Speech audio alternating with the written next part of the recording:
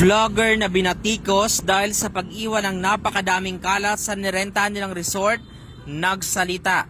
We considered your plea and attend to all your concerns, and now we will thank you for doing this to our villa. We hope you will not do it unto your next destination. We know that our soon-to-be guests will never do this kind of dirt to our resort because they will choose to stay and calm and unwind than to do stuff like this. We choose to be kind, understand and respect than doing this. Yan ang nagtrending na pahayag ng isang resort na kung saan nadismaya umano sa napakaduming iniwanan na mga nag-check-in na vlogger. Nag-viral nga sa social media ang dalawang vlogger matapos nga magreklamo ang resort sa Davao Oriental dahil umano sa pag-iwan ng napakaraming kalat ng grupo. Sa Facebook post noong November 6 ng Jaca Beach Resort, nag-post sila na mga litrato na kung saan makikita ang napakadumi ng villa matapos umanong rentahan ng grupo ng vloggers ng K9 Motovlog at ni Pobreng Laagan. Ang nasabing post ay nakatanggap na ilang libong shares sa social media at ang mga vlogger ay nakatanggap ng pambabatikos mula sa mga netizens. Samantala, sa pamamagitan din ng social media ay nagsalita na ang grupo para depensahan ang kanilang sarili mula sa akusasyon umano ng resort. Sa isang mahabang post ni Pobreng Laagan, sinabi niya na disappointed umano siya sa service na natanggap nila mula sa resort pero hindi umano sila nag-post tungkol dito. Pahayag niya, "We were not treated with the utmost respect. We requested few things like taklob sa kaldero, luwag, tubig, kutsara.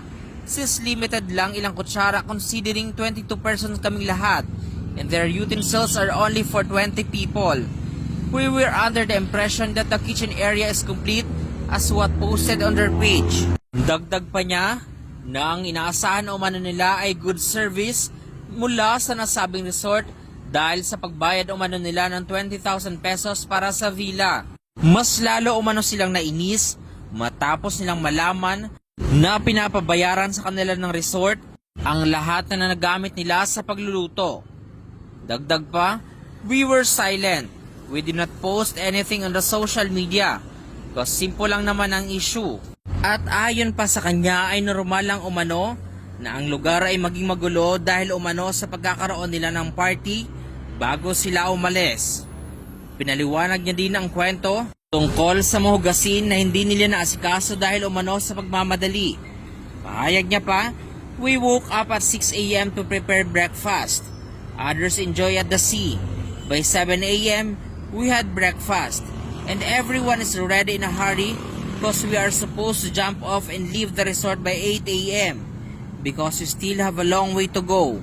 So yes, we did not have time to collect the dishes and wash them, and we are expecting we will be understood knowing how tired we are. Knowing how tired I am for a 10-hour flight, and they know where we came from. They wonder where I will go home. We just want to reserve our energy for traveling."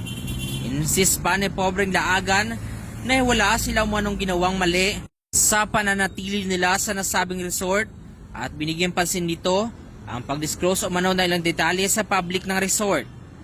Pahayag niya pa, "We did not do any harm. We did not violate any of their policy. We did not break anything. How come we are treated like this? To the resort, I understand you want to post it for awareness, but that became overboard after tagging us and disclosing your guest information." Samantala, nag-post naman ang resort ng apology tungkol sa pagpo-post nila sa social media at nilinaw na hindi nila intensyon na pahiyain ang kanilang mga guest.